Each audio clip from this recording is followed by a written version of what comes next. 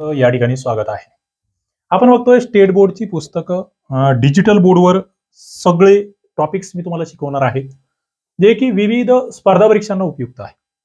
राज्यसेवा पूर्व मुख्य, कंबाईन गट ब पूर्व मुख्य, गट क पूर्व मुख्य आणि सरळ सेवेचे विविध पेपर्स, तलाठी, पोलीस भरती सगळ्या ठिकाणी जे प्रश्न येत आहेत ना, ते आपण घेणार आहेत.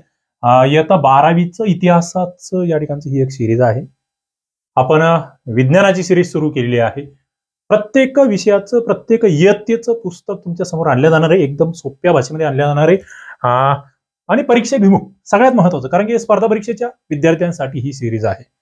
स्पर्धा परीक्षेच्या विद्यार्थ्यांसाठी ही सिरीज आहे. मला वाटतं तुम्हाला ही कामाची ठरणार आहे. बघा, या ठिकाणी जो हा टॉपिक आजचा आहे तो म्हणजे युरोपातील प्रबोधन. आम्हाला भारतातली प्रबोधन चळवळ माहित आहे. युरोपातला विज्ञानाचा विकास काय केलंय वास्को द गामाने, काय केलंय कोलंबसने, काय म्हणते ही दुर्बीण, या सगळ्या बाबी थोडक्यात सोप्या पद्धतीने आपण समजून घेणार आहोत.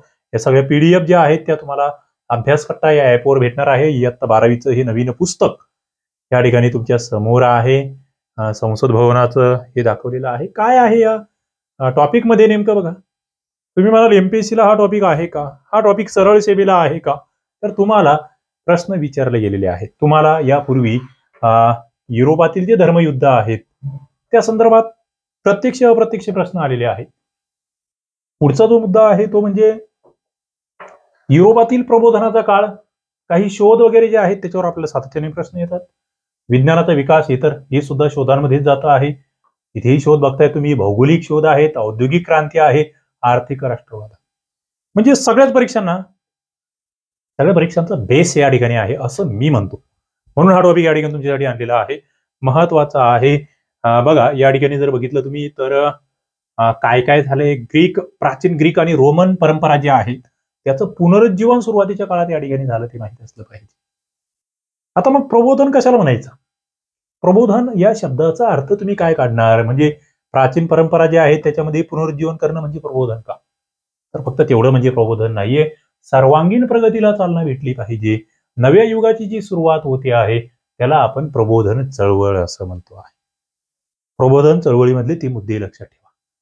आता युरोपामध्ये कोणती धर्मयुद्ध झाले ज्याला क्रुसेड्स म्हटलं जातं, त्याचे परिणाम काय झाले? प्रश्न ते आहेत. बघा, सगळ्यात महत्वाचा मुद्दा तुमच्यासाठी आहे की जेरुसलेम. सध्या तुम्ही जर चालू घडामोडी वाचत असाल तर तुम्हाला जेरुसलेम हे ठिकाण सध्याही चर्चेत आलेलं आहे. इस्रायल आणि पॅलेस्टाईनचं जे युद्ध चालू आहे तिथे तुम्ही जेरुसलेम हा शब्द ऐकता. बेथेल हॅम ही शहरं ज्यू, ख्रिश्चन आणि इस्लाम या धर्मांच्या अनुयायासाठी अत्यंत पवित्र अशी शहरं आहेत. आता हे ज्याने वाचलेलं आहे त्याला हा इस्रायल आणि पॅलेस्टाईन वाद हा लवकर कळतो. तिन्ही धर्मियांसाठी ही दोन्ही शहरं महत्वाची आहेत. आता इथे भानगड काय बघा, या 11व्या शतक इथे ही इस्लामांच्या ताब्यात होती.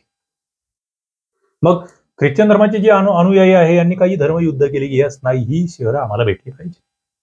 इस्लामी लोकांकडून ही शहरं आमच्याकडे आली पाहिजेत. ख्रिश्चन लोकांचं म्हणणं आहे त्यांनी जी युद्ध केली त्याला क्रुसेड्स म्हटलं जातं, त्याला धर्मयुद्ध म्हटलं जातं. आणि याच्यामध्ये कोणी केले धर्मयुद्ध? युरोपातली जी सामान्य जनता आहे ती म्हणते. युरोपातली जनता म्हणजे मुख्यत्वे ख्रिश्चन आहे, लक्षात घ्या. ख्रिस्ती धर्माचे प्रमुख आहे तेव्हाचे धर्मगुरू पोप यांनी जे लोक धर्मामध्ये सामील होतील त्यांना विशेष सवलती जाहीर केल्या. पापक्षालना संदर्भातल्या विशेष सवलती असं त्याला म्हटलं गेलं. त्यामुळे जनता सहभागी झाली. आणि मग युरोपातली सामाजिक राजकीय पार्श्वभूमी यामागे होती. रोमन सम्राटांना धर्मयुद्धाच्या आधारे सिरिया, बघा आता ही सिरिया नाव या ठिकाणी तुम्ही लक्षात ठेवायचं कारण की पुढे येणार आहे. सिरिया असेल, आशिया मायनर असेल, येथे स्वतःची सत्ता या ठिकाणी यांना प्रस्थापित करायची होती. इटली देशातलं जे व्हेनिस आहे, जेनोवा आहे, या व्यापारी शहरामधील धनिकांना मध्य आशियामध्ये बाजारपेठा प्रस्थापित करायच्या होत्या. आणि त्याच्यातून मग सत्ताधारी लोक असतील, व्यापारी लोक असेल, यांनी सुद्धा पाठिंबा दिला. कारण यांना वाटलं इस्लामी सत्तांकडून आपल्याकडे जेव्हा येईल ना आपल्याला व्यापारही या ठिकाणी करता येईल, आपल्या सत्ता स्थापन करता येईल. म्हणून सामान्य माणसं तर आहेच, व्यापारी लोक सुद्धा आहे, युरोपमधले इतर सत्ताधारी सुद्धा आहे, हे सगळे त्या पोपला ख्रिश्चन धर्मगुरूंना पाठिंबा देत आहेत. प्रत्येकाची कारणं वेगळे. 1096 मध्ये पहिलं धर्मयुद्ध होतंय. बघा, इंटरेस्टिंग इतिहास आहे आणि माहीत असला पाहिजे आपल्याला. आपण असं नाही म्हणायचं की नाही परीक्षेला हे असंच्या असं आलं पाहिजे, तसं नसतं. आजच्या चालू घडामोडी, आजच्या जागतिक घडामोडी समजून घेण्यासाठी हे गरजेचं असतं. 1096 इसवी सन मध्ये पहिलं धर्मयुद्ध होत आहे. दुसऱ्या धर्मयुद्धाच्या दरम्यान पोप युजिनियस तिसरा यांनी फ्रेंच राजा 7वा लुई आणि जर्मन सत्ताधीश 3रा कॅर्नॉड यांना मदतीला घेतलंय. बघा, यांनी फ्रेंचांना सुद्धा मदतीला घेतलंय, जर्मनांना सुद्धा मदतीला घेतलंय. तुर्कांनी त्यांचा पराभव केलाय. बघा, तुर्क पराभूत करतात. आता तुर्क कोण आहे? तुर्क म्हणजे कोणता, इस्लामी असणार की ख्रिश्चन असणार, मला कमेंट बॉक्समध्ये सांगा. इजिप्तचा प्रमुख आहे सलादीन याने 1187 मध्ये जेरुसलेम जिंकून घेतलं. बघा बरं का, जेरुसलेम जातं कोणाकडे? सलादीनकडे जात आहे. एकूण धर्मयुद्ध 9 होत आहेत आणि या धर्मयुद्धांचा शेवट झाला तरीही जेरुसलेम आणि त्याच्या परिसरातला प्रदेश हा इस्लामी सत्तांच्या ताब्यात. म्हणजे ख्रिश्चनांनी खूप सारा प्रयत्न केला, खूप सारे जण फ्रेंच आले, जर्मन आले, पण इस्लामी सत्तांनी काही ते सोडलं नाही जेरुसलेम. हे लक्षात घेण्यासारखं. आता मुद्दा येतो की मग एवढे हे लढले, यांची सामान्य जनता आली, यांचे सत्ताधीश आले, यांचे व्यापारी आले, ख्रिश्चन सगळे एकत्र आले, मग का जिंकले नाही? एक जनरल प्रश्न आपल्या मनात येईल ना, का अपयशी झाले? धर्मयोद्ध्यांना का अपयश आले? सगळ्यात महत्वाचं संकुचित हेतू, पोप असेल, सत्ताधीश असेल, धर्मावरची कमी झालेली श्रद्धा. बघा, हेतू, श्रद्धा, राज्यांमधील एकीचा अभाव, विविध राज्ये जे आहेत त्यांच्यातले एकीचा अभाव, पोप आणि जर्मन सम्राट यांच्यामधलं वितुष्ट, म्हणजे यांच्यामध्ये एकी नाहीये, आतमध्ये संघर्ष आहे, बायझंटाईन सम्राटाच्या सहकार्याचा अभाव, या सगळ्या बाबी म्हणजे यांच्यामध्ये जी एकी. आपण एखाद्या ठिकाणी एखादं युद्ध लढायचं आहे, तुमच्या आतमध्येच जर भांडणं, धुसफूस सुरू असेल, खुसफूस सुरू असेल, आपल्या आतमध्येच एकमेकाचे पाय खेचण्याचे कार्यक्रम होत असतील, सगळ्यांचा उद्देश एक नसेल, तर ते तुम्ही त्या ठिकाणी हरतात. तेच झालं. परिणाम काय झाला? सरंजामशाहीचा अंत झाला. सगळ्यात महत्वाचं सरंजामशाही कशाला म्हणता येतो? जे काही सरंजामदार आहे, म्हणजे आपण जसे पेशवाई म्हणतो तशा पद्धतीचे लोकांची पोपवरची श्रद्धा कमी झाली. मध्य आशियाबरोबर वाढलेल्या व्यापारामुळे इटली, जर्मन शहरांना नवी क्षेत्र खुली झाली, नवीन व्यापारी वर्ग उदयाला आला. सगळ्यात महत्वाचा मुद्दा इथे. हा नवीन व्यापारी वर्ग पुढे बराच बदल घडवणार आहे, तो लक्षात घ्या. युरोपियन युद्धतंत्रामध्ये अनेक बदल घडले. किल्ले बांधणे असेल, किल्ल्यांचा लढाईचे ठाणे म्हणून उपयोग असेल, पुलांची बांधणी असेल, शत्रूचे मार्ग उद्ध्वस्त करणे असेल, यामध्ये प्रावीण्य मिळवल्या गेले. म्हणजे हे काही युद्ध, तुम्ही एखाद्या ठिकाणी तुम्ही एखादी परीक्षा देताय, तुम्ही त्यासाठी अभ्यास करताय, तुम्ही ती परीक्षा नापास झाले, तुम्हाला अपयश आले, म्हणजे तुमचं काही सगळं काही नष्ट होतं असं नाहीये. तुम्ही त्याच्यातून बरंच काही शिकतात आणि तेच इथे शिकल्या गेलंय. हे जरी अपयशी झाले असेल तरी यांनी बऱ्याच धडपडी केल्या, त्याच्यातून बऱ्याच गोष्टी हे शिकले. लढाईचा खर्च भागवण्यासाठी हे नवीन कर लागू केले. ही कर पद्धत जी आहे इथून आली. टॅक्सेशन आलं कुठून हे लक्षात घ्या. युरोपियन लोकांना अपरिचित असलेल्या वनस्पती, फळे, अत्तर, पोशाखाचे वेगवेगळे प्रकार, साखर, सुती रेशमी कापड, मसाल्याचे पदार्थ, औषधे इत्यादी गोष्टी युरोपियनांना माहीत झाल्या. युरोपियन लोकांना हे माहीतच नव्हतं की असे काही अत्तर असतात, असे काही वनस्पती, साखर असते, मसाल्याचे पदार्थ असतात. हे सगळं इकडून जे ज्यांच्याबरोबर लढले ते लढाई सोबत इतरही काही देवाणघेवाण त्यांची झालीच असणार आहे.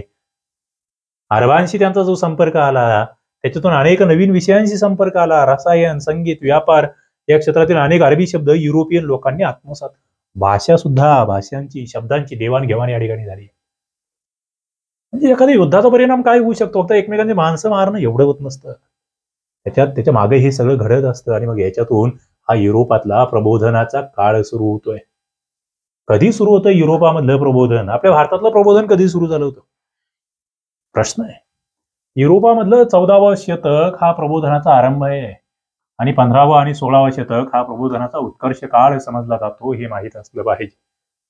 या 300 वर्षामध्ये काय झालंय? बुद्धिवाद आलाय, वैज्ञानिक विचारसरणीवर आधारित असलेल्या संस्कृतीचा पाया घातला गेलाय. 14वं शतक, 15वं शतक, 16वं शतक उत्कर्षाचा काळ आहे. वाढत चाललाय युरोप, विकसित होत चाललाय. बुद्धिवाद आलाय, आमच्या बुद्धीला पटेल ते आम्ही करणार. विज्ञानवाद आलाय, अंधश्रद्धा कमी होत गेल्या. युरोपमध्ये काय झालं? प्रबोधन झालं म्हणजे काय झालं ते लक्षात घ्यायचे, ते लक्षात घ्या. मग माणसाची बुद्धी, प्रतिभा, जीवन पद्धती याला एक नवी दिशा भेटते. विश्वाचे रहस्य वैज्ञानिक पद्धतीने कशी उलगडता येतात हे समजून घेण्यामध्ये लोक स्वारस्य तयार करतायत. काव्य, नाटक, साहित्य यामध्ये जे दुर्लक्षित राहिलेले विषय होते ते हाताळण्यात येऊ लागले. विज्ञानामध्ये नवे नवे प्रयोग करायला सुरुवात झाली. विश्वाच्या अस्तित्वाचा विचार करताना आधी ईश्वर हा केंद्रबिंदू होता, आता मानव हा केंद्रबिंदू झाला.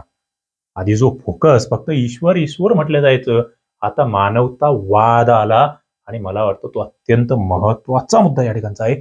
युरोपियन प्रबोधन चळवळीमधून मानवतावाद आला. मानव सर्वश्रेष्ठ आहे.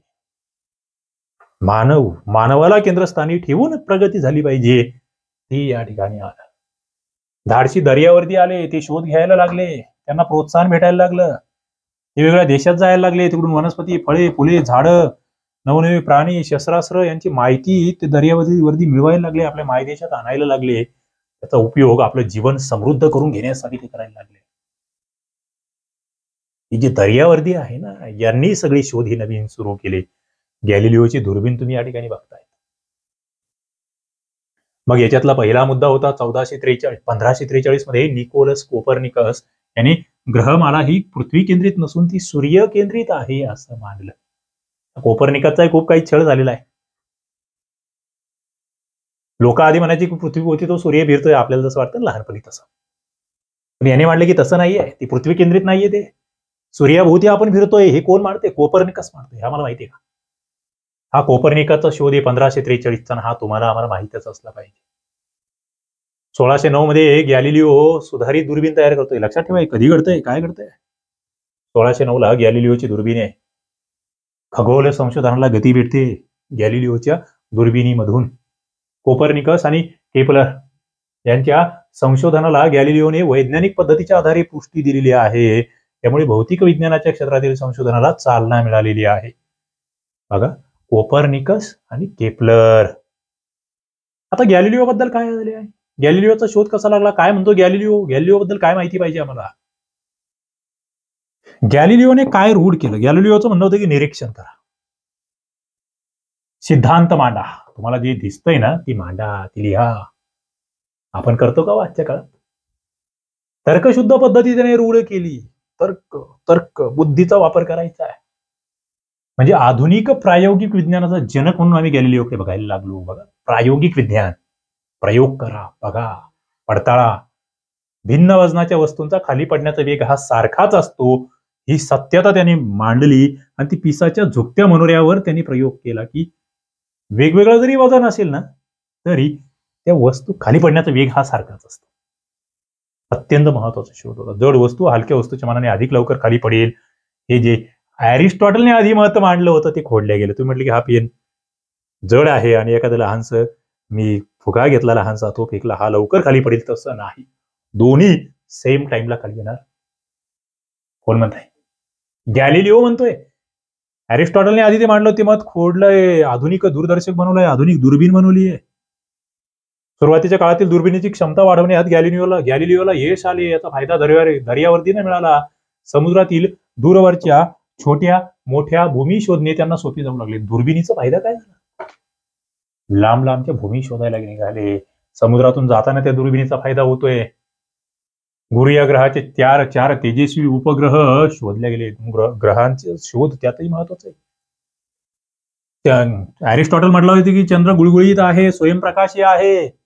बघा बरं का, अरिस्टॉटलचे मतं खोडण्याचं काम कशा पद्धतीने झालं या गॅलिलिओ म्हटलं की तसं नाहीये, चंद्रावर डोंगर आहे, दर्या आहे, तो सूर्यप्रकाशाच्या परिवर्तनाने प्रकाश येतो, गॅलिलिओ म्हणतोय. आता तुम्ही सांगा, या गॅलिलिओच्या शोधावर तलाठीला प्रश्न आहे, राज्यसभेला प्रश्न आहे, कंबाईनला प्रश्न आहे. विज्ञानाच्या विषयामध्ये हे येतंय ना, मग आमच्या सिलेबसमध्ये नाही असं आम्ही कसं म्हणणार? काही जणांना शीर्षक पाहिलं युरोपियन शोध, म्हटलं की अरे युरोपियन म्हणजे जगाचे शोध येते आणि आम्हाला तो जगाचा थोडासा इतिहास माहित असला पाहिजे. सूर्याला स्वतःभोवती फेरी मारण्यास 27 दिवस लागतात असं गॅलिलिओने सांगितलं होतं. गॅलिलिओ हा सूर्यावरील डागांचे निरीक्षण करणारा पहिला शास्त्रज्ञ होता, हे आम्हाला माहित असलं पाहिजे. गॅलिलिओच्या आधी अनेक शतकांपूर्वी सूर्यावरील डागांचा उल्लेख भारतातल्या वराहमिहीर यांनी लिहिलेल्या बृहत संहितामध्ये आपल्याला सापडतोय. म्हणजे वराहमिहीरचा बृहतसंहिता आम्हाला माहित असला पाहिजे. सरळ सेवेला हा प्रश्न आलेला आहे. मुद्दे नोट डाऊन करा, मुद्दे नोट डाऊन करा, महत्वाच्या मुद्द्यांच्या नोट्स काढा, जेणेकरून तुम्हाला फायदा होईल. अजून लेक्चर संपलेलं नाहीये, मात्र तत्पूर्वी जे मित्र ज्यांना प्रॉपर तयारी करायची, योग्य दिशेने जायचंय, त्यांच्यासाठी अभ्यास कट्टा नावाचा ऍप आहे. अभ्यास कट्ट्याचा लोगो आहे.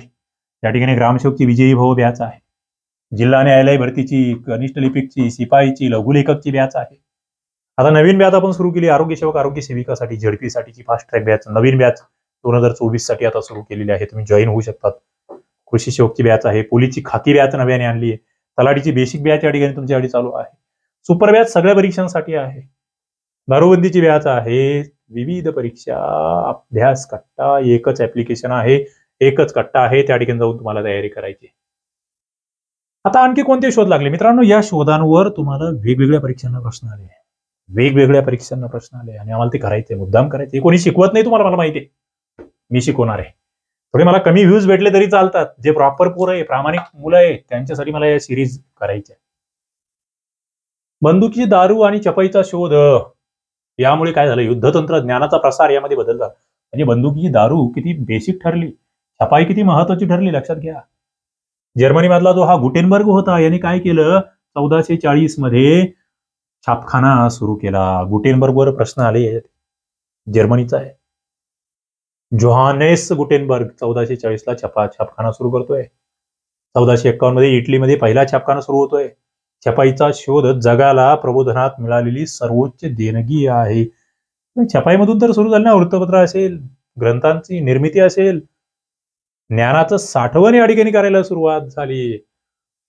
सर्वसामान्य माणसांपर्यंत ज्ञान पोहोचायला लागलं. पुढे मग आधुनिक विद्यापीठांची स्थापना आहे. त्यामधलं मग ते होमरचं इलियड असेल, ओडिसी असेल. बघा बघा, होमरची महाकाव्य लक्षात ठेवा, इलियड नावाचं महाकाव्य आहे, ओडिसी नावाचं महाकाव्य आहे, ग्रीक नाटके आहे, वक्त्यांची भाषणं आहे. हे सगळं या ठिकाणी समाविष्ट झालं अभ्यासक्रमांमध्ये. आता पुढचा मुद्दा होता तो म्हणजे कॅथॉलिक चर्चचा. काय माहिती हो तुम्हाला कॅथॉलिक चर्च? काय भानगड होती कॅथॉलिक चर्च? चर्च माहिती आहे आम्हाला, कॅथॉलिक चर्च. प्रबोधन पूर्वीच्या कालखंडामध्ये चर्च ही धार्मिक नव्हे तर लोकांच्या व्यक्तिगत जीवनाचं नियंत्रण करणारी संस्था होती. धार्मिक नव्हे तर लोकांच्या व्यक्तिगत जीवनाचं नियंत्रण करायची चर्च नावाची संस्था. चर्च मधले धर्मगुरू जे होते, चर्चच्या नावाने आज्ञापत्र काढायचे, सामान्य लोकांची पिळवणूक करायची. बरोबर, म्हणजे चर्च म्हणजे लय भारी होते, लय असं नव्हतं. त्यांनी लूट चालवली होती धर्माच्या नावाखाली, हे लक्षात घ्या. स्वतंत्र विचार करायला, मांडायला बंदी होती. एखादं म्हटलं की नाही मला हे जरा वेगळं वाटतंय, नाही नाही, हे जे लिहिलंय ग्रंथात तेच. मग बायबल या पवित्र ग्रंथावर चर्चच्या परंपरेपेक्षा भिन्न भाष्य करणाऱ्याला मृत्यूदंड होतं. की एखादा म्हटलं की बाबा बायबलमध्ये हे सांगितलं, पण नाही नाही, मला याच्या व्यतिरिक्त विचार माझ्या डोक्यात हे आहेत आणि असं असू शकतं, तुला उभा मृत्यूदंड त्या ठिकाणी. आणि मग याच्या विरोधात आवाज उठवण्यासाठी मानवतावादी विचारसरणी तिने पार्श्वभूमी तयार केली आणि मग लोक त्याच्या विरोधात जायला लागले. की हे ज्याला आम्ही कर्मकांड म्हणतो, अशा स्वरूपाचं त्या कर्मकांडाच्या विरोधात लोक जायला लागले. आधुनिक विज्ञानामध्ये काय झालं? प्रत्यक्ष अनुभवाचा निकष, त्यावर आधारित पद्धती, माणूस सत्याचे आकलन करून घेऊ लागला. सगळ्यात महत्वाचं आहे प्रत्यक्ष अनुभव. तुम्हाला अनुभव काय येत आहे? तुम्हाला तुमच्या अनुभवातून शिकायचं आहे, तुम्हाला तुमच्या अनुभवातून शिकायचं आहे. आणि हाच आधुनिक विज्ञान युगाचा पाया हा होय. अनुभव हाच आधुनिक विज्ञान युगाचा पाया होय, हे तुम्हाला माहीत असलं पाहिजे. गणित असेल, विज्ञान असेल, कला असेल, यांच्या शिक्षणाला या काळामध्ये महत्व प्राप्त झालं. आधुनिक युगाच्या प्रारंभी निसर्ग वैज्ञानिक होऊन गेले. लिओनार्दो दा विंची हा एक अत्यंत महत्वाचं नाव, गाजलेलं नाव आम्हाला माहित असलं पाहिजे. आता कलेच्या बाबतीत काय बदल झाले हो? आपण सध्या युरोप बघतोय, पण या युरोपाचा भारतावर लय इफेक्ट झालाय. कलेमध्ये काय बदल आहे? विज्ञानाचा प्रभाव कलेवर पडतोय. कमया नावाने ओळखला जाणारा शास्त्रातील गूढवाद कमी होऊन वैज्ञानिक पायावर हे उभं राहायला गेलं. किमया वैज्ञानिक शाखेमध्ये रसायनशास्त्र, या वैज्ञानिक शाखेमध्ये त्याचं रूपांतर झालं. किमया नावाची शाखा होती ती रसायनशास्त्रात आली. खनिजांचे स्रोत, मूलद्रव्य यासारख्या नवीन गोष्टींचा शोध लागला, ज्ञानामध्ये भर पडली. तैल रंगामध्ये रंगवलेले फलक तयार करण्यास या ठिकाणी सुरुवात झाली. कलेमध्ये कसा विज्ञानाचा हे होतोय, इफेक्ट होतोय ते बघा.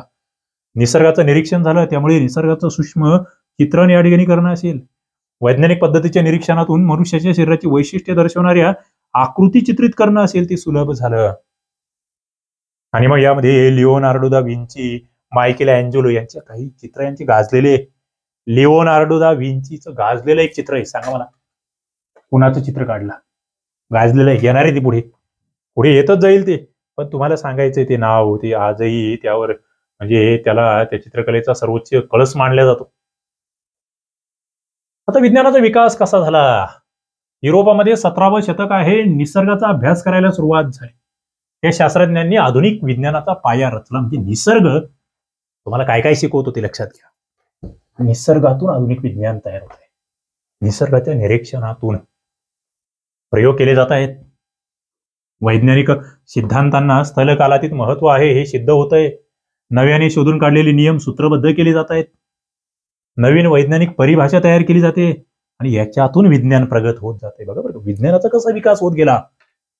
एक सुजाण नागरिक बनण्यासाठी सुद्धा मला वाटतं हा इतिहास हे फक्त गोकपट्टी करायचं नाहीये, हे फक्त परीक्षेपुरतं 12वी पास होण्यासाठीच नाहीये, हे आम्हाला उद्या भावी अधिकारी बनण्यासाठी, एक चांगला नागरिक बनण्यासाठी मला वाटतं हे फार महत्वाचं आहे. याची चर्चा होणं महत्वाची आहे. इंटरेस्टिंग आहे, महत्वाचं आहे, लक्षात ठेवा.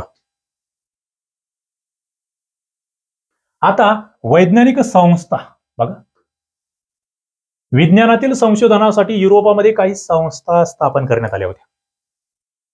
इंग्लंड, फ्रान्समध्ये शास्त्रज्ञांचे लेख प्रकाशित करणारी नियतकालिके चालवणं. बघा, शास्त्रज्ञांचे लेख प्रकाशित केले जात आहेत, त्यासाठी जी नियतकालिके चालवली जात आहेत, पत्रव्यवहार केला जातोय, शंका समाधान त्या ठिकाणी असेल, वैचारिक देवाणघेवाण असेल, यासाठी संस्था काम करतायत. मग त्यामधली रोम मधली अकॅडमी ऑफ द लिंक्स आइड, बघा लिंक्शियन अकॅडमी असेल, फॉरेन्स मधील अकॅडमी फॉर एक्सपेरिमेंट, लंडन मधील royal society for improving natural knowledge, France मधील फ्रेंच अकॅडमी ऑफ सायन्सेस, यासारख्या संस्था महत्वाच्या आहेत. रोम मध्ये काय घडतंय, फ्लॉरेन्स, लंडन, फ्रान्स या ठिकाणच्या विविध संस्था, या संस्था तुम्ही नाही लक्षात ठेवल्या तरी चालते, पण या संस्थांच्या माध्यमातून हे काम कसं पुढे गेलं ते लक्षात ठेवा. पोका यंत्राचा शोध लागला, दुर्बीण, सूक्ष्मदर्शक यंत्र, तापमापक यंत्र, भारमापक यंत्र यांचा शोध या काळामध्ये लागला, हेही आम्हाला माहित असलं पाहिजे. आणि हे शोध तुम्हाला सरळ सेवेला वारंवार विचारले गेले. सूक्ष्मदर्शक यंत्र काय करतायत? सूक्ष्मजंतूंचा अभ्यास करणं सोपं करतंय. रॉबर्ट बॉईल यांनी वायूचं घनफळ त्यावरील दाबाचे व्यस्त प्रमाणात बदलतं हे शोधून काढले. रॉबर्ट बॉईलचा हा शोध लक्षात ठेवा. हायड्रोजन, नायट्रोजन, ऑक्सिजन या वायू संदर्भात संशोधन होत आहे. उष्णता, ध्वनी याचा अभ्यास करतोय. प्राण्यांचं वर्गीकरण केलं जात आहे. हे सगळे शोध आहे. वस्त्र उद्योगामध्ये काय घडत आहे?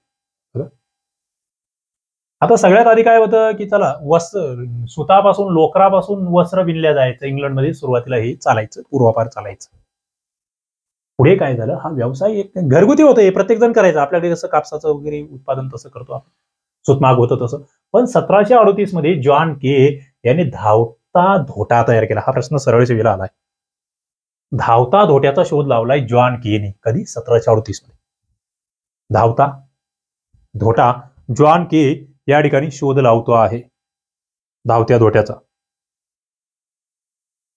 या धोट्यामुळे काय होतं माहिती का? वस्त्र विणण्याच्या कामाची गती वाढतीये. त्याच्या पुढचा टप्पा स्पिनिंग जेनी या यंत्राने गाठलाय. बघा, आधी धावता धोटा होता, ओके, त्याचं पुढे काय झालं, थोडस आधुनिक रूप, स्पिनिंग जेनी. इंग्लंडमधील जेम्स हारग्रीव्ज याने हे यंत्र तयार केलं. स्पिनिंग जेनी कोण आणलं? जेम्स हारग्रीव्जने आणलं. म्हणजे वस्त्रोद्योगासाठी एकाच वेळी स्वतःची 8 रिळे या ठिकाणी लावता येऊ लागली. त्यामुळे कामातलं श्रम कमी झालं, कामाचा वेग वाढला. 1769 मध्ये रिचर्ड आर्कराइटने काय केलं? सूत कातण्यासाठी सुधारित यंत्र बनवलं. बघा, हे लहान लहान नाव आहे, लहान नाही, हे महान नाव आहे शास्त्रज्ञांची. आम्हाला माहित असलं पाहिजे. आम्हाला जॉन के माहित असावं, आम्हाला जेम्स हारग्रीव्ज माहित असावा, आम्हाला रिचर्ड आर्कराइट माहित असावा.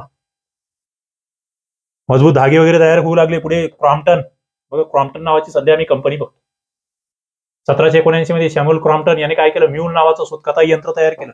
क्रॉम्प्टनचं काम आहे. 200 पटीने वेग वाढला. आता सध्या जे आम्ही बघतो ना, EI वगैरे येतं, हे येतंय, ते येतंय, तेव्हा असंच नवीन नवीन संशोधनं चाललेली होती, नवीन नवीन शोध चालले होते. 1785 मध्ये एडमंड कार्टराइट याने यंत्रमाग बनवला. यंत्रमागाचा शोध कोणी लावला हा प्रश्न तुम्हाला येतो. कार्टराइटने लावला. 1793 मध्ये क्वाटन जीन या नावाचं यंत्र आलं आणि मग कापसापासून सरकी वेगळी करणं शक्य झाली यंत्राने. क्वाटन जीन नावाचं यंत्र म्हणजे कार्टराइटचं यंत्रमाग हे आम्हाला माहित असलं पाहिजे. पुढे धातू विज्ञानामध्ये काय झालं, प्रत्येक म्हणजे क्षेत्र कसं बदलत होतं ते लक्षात घ्या. युरोपामध्ये हे आधी घडलं, नंतर हे भारताकडे कसं आलं हे आपल्याला बघायचे. पुढचे लेक्चर्स तुम्हाला होणार आहे सगळे आणि परफेक्ट होणार आहे. कोणती घाई करणार नाहीये मी, गडबड करणार नाहीये. धातू विज्ञान कसं बदलत गेलं. लोखंडाच्या खाणी होत्या इंग्लंडमध्ये आधी. लोह खनिजापासून शुद्ध लोखंड त्या ठिकाणी तयार करायचे, पण आधुनिकता नव्हती. लाकडाऐवजी दगडी कोळसा वापरण्यात येऊ लागला खनिज वितळण्यासाठी. थोडासा बदल, लाकडाऐवजी दगडी कोळसा आला. उच्चतम तापमान असणाऱ्या भट्ट्या तयार झाल्या. लोखंडाचं उत्पादन वाढलं. कोळशाच्या भट्ट्या रसरशीतपणे तापवणं, कोळशाच्या भट्टीमध्ये हवा खेळवणं त्यासाठी यंत्र तयार झाली. 1783 मध्ये लोखंडाचा रस साच्यामध्ये ओतून लोखंडी पट्टिका रेल्वे रूळ तयार करण्याची पद्धत आली. 1783 ची ही घटना बघा कधी आलंय. त्याला वितळायची कला कधी आली ती लक्षात घ्या. 1865 मध्ये लोखंड रसाचे रूपांतर पोलादामध्ये करण्याच्या प्रक्रियेचा शोध लागला आणि धातू उद्योगच बदलून. पोलाद कसं बनवायचं, स्टील म्हणतो ना आपण, स्टेनलेस स्टील, तो शोध तिथून मग तो बदलले. आता पुढे यंत्र, सगळ्यात महत्वाचं यंत्र युग. आणि यंत्रांनी तर सगळं कलाटणीच दिली. एका क्षेत्रामध्ये एखाद्या यंत्राचा शोध लागला त्याचा दुसऱ्या क्षेत्रामध्ये वापर करायला आम्ही सुरुवात केली. नवी नवी यंत्र आली. 1783 मध्ये बेल याने रोलर सिलेंडर प्रिंटिंग छपाईसाठीचं यंत्र आणलं. पुढे 1809 मध्ये बुटाच्या आतील तळवे आणि टाचा एकत्र जोडण्याचं काम यंत्राद्वारे केलं जाऊ लागलं. आधी जी माणसं करायची ती यंत्र करायला लागली. पुढे कपडे शिवण्यासाठी शिलाई यंत्र आले. जेम्स वॅटचं बाष्पशक्तीवर चालणारं ते स्टीम इंजिन आलं. खाणीतून कोळसा, कच्चे लोखंड बाहेर आणण्यासाठी वापरलं जायचं. पुढे ते वस्त्रोद्योगात सुद्धा वापरलं जाऊ लागलं. बाष्पशक्तीवर चालणारा नांगर आला. कापणी यंत्र आले, गवत काढणारी यंत्र आली. बघा बाष्पशक्तीचा सुद्धा शोध इथे महत्वाचा आहे. अमेरिकेमधला रॉबर्ट फुलटन याने क्लेरमॉन्ट ही बोट बाष्पशक्तीवर चालवली. रॉबर्ट फुलटनची बोट तुम्हाला लक्षात राहू द्या. जॉर्ज स्टीफन्सन लक्षात राहू द्या. जमिनीवरून वाहतूक करण्यासाठी ती बाष्पशक्ती वापरली गेली. कोणी वापरली ती? स्टीफन्सनने वापरली. बाष्पशक्तीवर चालणारी आगगाडीचे इंजिन तयार झाले. लिव्हरपूल ते मँचेस्टर हे अंतर रेल्वे इंजिनने पार पाडले गेले. हा प्रश्न जागतिक पातळीवरचा आहे.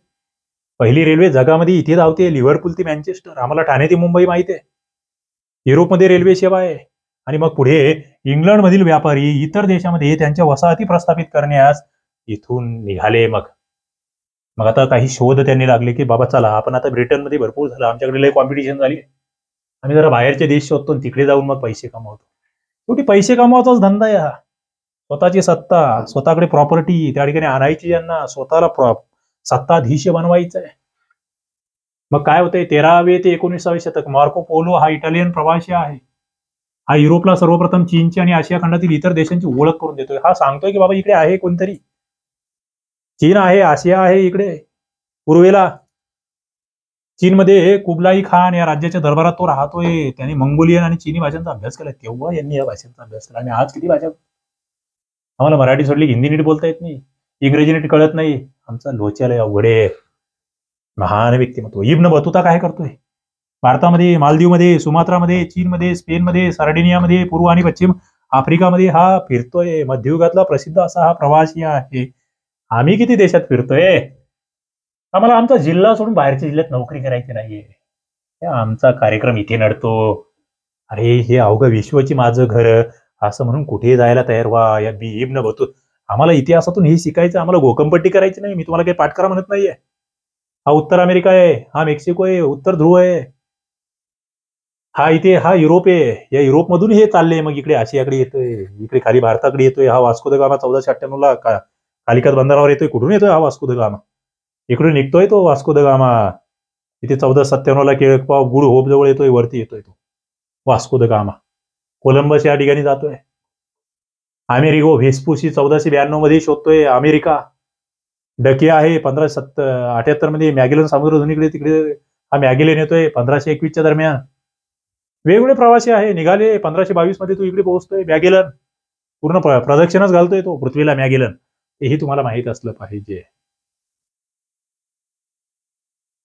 अजून कोणी काय शोध लावली ते बघायचे आपल्याला, पण काही जण असे आहेत की ज्यांना नोट्स पाहिजे आहेत, ज्यांना टेस्ट सिरीज पाहिजे, परीक्षा कोणती असू द्या, सगळ्यांसाठी बेसिक इंग्लिशच्या नोट्स आणि इंग्लिशच्या टेस्ट, मराठीच्या नोट्स आणि मराठीच्या टेस्ट, गणित बुद्धिमत्तेचे टेस्ट पेपर, करंट अफेअर्सचं मटेरियल, हे सगळं तुम्हाला भेटणार आहे या नंबरवर. हा फोनपे, गुगल पे, पेटीएम नंबर आहे. 299 रुपये याच्यावर पेमेंट करायचं आणि इथे स्क्रीनशॉट पाठवून द्यायचा. तुम्हाला सगळं स्टडी मटेरियल या नंबरला भेटणार आहे. अभ्यास कट्टा नावाचं ऍप आहे, हे ऍप डाउनलोड करा. या ऍपवर तुम्हाला सगळे बॅचेस भेटतील, लाईव्ह सेशन, रेकॉर्डेड सेशन या ठिकाणी भेटणार आहे. हेनरी द नेव्हिगेटर काय करतोय, कुठे जातोय, काय शोधतोय बघा. हा 15व्या शतकामधला पोर्तुगीजाच्या या राजपुत्राने युरोपातील अज्ञात प्रदेश शोधण्यासाठी प्रोत्साहन दिले. राजपुत्र आहे हा हेनरी द नेव्हिगेटर. नेव्हिगेशन म्हणजे आम्हाला माहिती आहे दिशा दर्शक, ते नेव्हिगेटर वरून आले काय ते राव. आफ्रिकेच्या जवळचा असलेला मॅडेरा, ॲझोरेस हे 2 द्वीपसमूह याचा शोध लागतोय. पोर्तुगीज आफ्रिकेतल्या लोकांना युरोपात आणतायत, त्यांना गुलाम बनवतायत. आफ्रिकेतलं सोनं इकडे माय देशामध्ये आणतायत बघा. असं आता यांना लालच लागली, लालच. अरे भाई कुछ तो नया मिल रहा. बार्थोलोम्यू डायस आहे पोर्तुगलचा राजा दुसरा जॉन, याच्या आज्ञेनुसार हा मोहिमेवर निघतोय. हा डायस पुढे जातोय. आफ्रिकेचं दक्षिण टोक त्याला सापडत आहे. तो त्याला केप ऑफ स्टार्म्स म्हणतोय, वादळाचं भूशीर म्हणतोय. पुढे मग त्याला आपण केप ऑफ गुड होप असं म्हटलंय. आणि तो आफ्रिका खंडाला वळसा घालणारा पहिला दर्यावर्ती होता हा डायस. आम्ही डायस याला म्हणतो, आमच्या समोर जो डायस याला डायस म्हणतो, हा तो डायस आहे. ख्रिस्तोफर कोलंबस, आम्हाला कोलंबस माहिती आहे, आम्हाला कोलंबस माहिती आहे. काय करतोय हा 1453 मध्ये तुर्क इस्तंबूल जिंकून घेतात, ज्याला कॉन्स्टॅन्टिनोपल असं नाव आहे. ती जिंकतायत. युरोपियन लोकांना आशात येण्याचा मार्ग शोधणं त्या ठिकाणी आवश्यक होते, कारण की तो मुख्य मार्ग जो आहे जमिनीवरचा तोच बंद होतो. तुर्क बंद करतात. मग स्पेनचा राजा आहे फर्डिनांड आणि राणी इसाबेल यांच्या पाठिंब्याने हा कोलंबस भारताच्या शोधात निघतो. त्याला माहित नव्हतं की तिथे भारत यांनी चालू शोधायला चाललाय, निघालाय. येतो मी बघतो कोणी आहे का तिकडे, भेटतंय का. पृथ्वी गोल आहे म्हणजे तो पश्चिमेला निघतोय, भारत सापडेल अशी त्याला खात्री आहे. परंतु प्रत्यक्षात तो अमेरिका खंडाजवळ पोहोचतोय बघा. म्हणजे कोलंबस निघाला भारताच्या शोधात, त्याला सापडला अमेरिका, पण त्याला माहित नाही अमेरिका आहे म्हणून. मग तो अमेरिका माहित करणार तो अमेरिगो व्हेस्पुसी. इटली येथील अमेरिगो याने काय केलंय, स्पेनच्या वतीने पहिली शोध मोहीम 1497 मध्ये काढली. 1497 ला त्याच्या तिसऱ्या मोहिमेमध्ये जो प्रदेश त्याने शोधला त्याला व्हेनेझुएला असं म्हटलं गेलं बघा. अमेरिगो व्हेस्पुसी व्हेनेझुएला शोधतोय. त्याने अमेझॉन नदीच्या मुखाचा प्रदेश शोधलाय आणि त्याच्यावरून मग तो अमेरिका नावाचा खंड त्याचा शोध घेतोय हा अमेरिगो व्हेस्पुसी. पुढे काय झालं, 1497 मध्ये 4 जहाज आणि 170 खलाशी घेऊन वास्को द गामा हा निघतोय पोर्तुगीज. तुम्ही म्हणाल वास्को द गामा आला, एकटाच आला. एकटा तर काही भूत नव्हता तो, त्याच्यासोबत 4 जहाज आहे, 170 खलाशी आहे, तो नेता आहे त्यांचा. लक्षात ठेवा, आम्हाला बरेच वर्षे माहित नसतं. भारताकडे निघतोय. आफ्रिकेच्या प्रवासामध्ये मालिंद या बंदराच्या भागातील एका भारतीय वाटाड्या बरोबर वास्को द गामा कालिकत बंदरात पोहोचतोय. भारताचा एक वाटाड्या सुद्धा भेटलाय त्याला. मालिंद नावाच्या बंदराजवळ तो भेटतोय. कोझिकोडे येतो, पोहोचतोय. 1498 ला कालिकतचा राजा झामोरीन याच्याकडे व्यापाराची परवानगी मागतोय आणि पोर्तुगीजला, म्हणजे तो आलाय म्हणजे फक्त आला बघण्यासाठी सहलीसाठी आला चालला तसं नाही, राजाला भेटतोय तो. आणि राजाला म्हणतो की बाबा येतो आणखी घेऊन माझे माणसं, पण तुम्ही व्यापार करायला परवानगी द्याल का. मी आमच्याकडचा माल तुमच्याकडे घेऊन येतो, तुमच्याकडचा आमच्याकडे येऊन विकतो, तुम्हालाही फायदा आणि मलाही फायदा, जमेल का. तो म्हटलं येस जमेल. तो पुन्हा 2दा भारतात येतोय. गोवा आणि कोची येथे राज्य स्थापन झाल्यावर तो पहिला व्हाईसरॉय होतोय. युरोपीय देश भारत यांच्यातले व्यापारी संबंध इथून सुरू होत आहेत बघा. आता काही गोष्टी अशा की आफ्रिकेत युरोप गेले का गेले, मग आफ्रिकेमध्ये वसाहती का झाल्या. त्या खंडामध्ये हिरे होतं, सोने होतं, तांबे होतं, सुपीक भूमी होती, लाकूड होते, सगळ्या गोष्टी भारी होत्या. त्यानंतर तिथलच्या स्थानिक लोकांनी पकडलं, गुलाम केलं. आता तुम्ही म्हणाल आफ्रिकेचे लोक केवढे धट्टे. सध्या तुम्ही म्हटले की सगळ्यात खतरनाक आफ्रिकन लोक आहे, दिसल्यावर असे मोठे धिपाड, पण हे युरोपियन लहान लहान गोरे यांनी त्यांना गुलाम करून नेलं, विकलं त्यांना तिकडे नेऊन. स्वस्तामध्ये श्रम भेटायचं, युरोपियन राष्ट्राची ही गरज होती आणि तो गुलामांचा व्यापार वाढला. म्हणजे डोक्याने कामं होतात, फक्त शरीर धिप्पाड असून काही होत नाही, हे आम्हाला इथून शिकायचं आहे. पुढे काय, फर्डिनांड मॅगेलन आहे. हा पृथ्वी प्रदक्षिणेला निघाला पहिला प्रवासी, पहिल्यांदा पृथ्वीची प्रदक्षिणा करतोय. स्पेनचा राजा आहे पहिला चार्ल्स याने ही मोहीम आखली, म्हणजे हा काही एकटाने निघाला. राजाचा सपोर्ट आहे त्याला, जा बघून ये, नवीन काही शोध लागतोय का बघ. फिलिपाईन्स येथे तो मारला गेला, मात्र त्याचे सहकारी जात आहेत, पृथ्वीची प्रदक्षिणा पूर्ण करतायत. सॅम्युएल शॅम्प्लेन फ्रान्समध्ये जन्मलेला, याने उत्तर अमेरिकेचा शोध, त्याच्या मोहिमा काढल्या, फ्रेंच वसाहती स्थापन केल्या, कॅनडातील क्युबेक नावाचं शहर याने स्थापन केलं या शॅम्प्लेनने. हे आम्हाला माहित असलं पाहिजे. पुढे एबल टास्मन आहे, जो न्यूझीलंडच्या प्रदेशाचा शोध लावतोय. शॉर्टकट सांगतो आता. कॅप्टन जेम्स कुक आहे, तो इंग्लंडच्या शाही नौदलातला तो आहे. न्यूझीलंडने ऑस्ट्रेलियामध्ये जाऊन तिथे झेंडा भडकवतो तो कोण? कुक याने. पुढे अँटोनी आणि बोगनविलो, लुई अँटोनी द बोगनविले हा काय करतोय? हा फ्रेंच दर्यावरती आहे, पॅसिफिक महासागर पार करतोय, ताहिती येथे पोहोचतो आहे आणि या प्रवासाचं वर्णन करणारं व्हायजेस अराउंड द वर्ल्ड हे पुस्तक लिहितोय. हे पुस्तक प्रसिद्ध आहे, मी वाचलं नसेल म्हणजे याबद्दल तर माफी असावी, मात्र थोडंसं तुम्ही जर थोडं जगाची हिस्ट्री बघितली तर हे महत्वाचं आहे. फ्रेंच वसाहती तो स्थापन करतो आहे. मंगो पार्क स्कॉटलंडचा रहिवासी, पश्चिम आफ्रिकेतील शोध मोहिमेसाठी जातोय. नायजर नदीच्या प्रवाहाचा मागोवा घेतोय, तिथे फिरतोय तो, हे आम्हाला माहित असलं पाहिजे. अल्बेरुनी कोण आहे? गझनीचा सुलतान. महमूद बरोबर हा भारतामध्ये आला होता, पृथ्वीचा व्यास मोजण्याचा याने प्रयत्न केला. अक्षांश रेखांश ठरवण्याची पद्धत याने काढली या अल्बेरुनीने. अल्बेरुनी हे नाव लक्षात ठेवा, आणि त्याने पृथ्वीचा गोल नकाशा पहिल्यांदा तयार केला. हे आम्हाला माहित असलं पाहिजे, हे आम्हाला माहित असलं पाहिजे. पुढे बऱ्याच गोष्टी आहेत. औद्योगिक क्रांती घडून येते आहे, भांडवलशाहीचा विकास होत चाललेला आहे, आणि त्याच्यातून मग औद्योगिक क्रांती, श्रम कमी होत जात आहे, उद्योगधंदे वाढतायत. युरोपमधली ती औद्योगिक क्रांती त्या ठिकाणची आहे. इंग्लंडमध्ये औद्योगिक क्रांतीची सुरुवात होती आहे, ते आम्हाला माहित असलं पाहिजे. आर्थिक राष्ट्रवाद येतो आहे. आधी औद्योगिक क्रांती आली, नंतर आर्थिक राष्ट्रवाद आला. बाबा आमचं राष्ट्र असलं पाहिजे ते. मग त्या ठिकाणी प्रतिस्पर्धी राष्ट्रांची नाकेबंदी करणं असेल, प्रतिस्पर्धी राष्ट्राबरोबरचा व्यापार करताना आमचा कसा फायदा होईल हे बघणं असेल, ते सगळं आर्थिक राष्ट्रवादामध्ये आलं.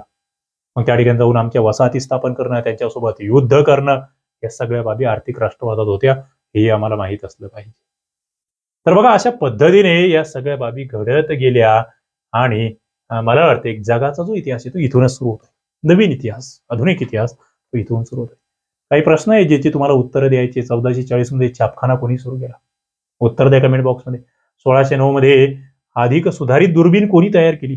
प्रश्न तुमच्यासाठी आहे. बघितलंय आपण आफ्रिका खंडाला वळसा घालणारा पहिला दर्यावधी कोण होता?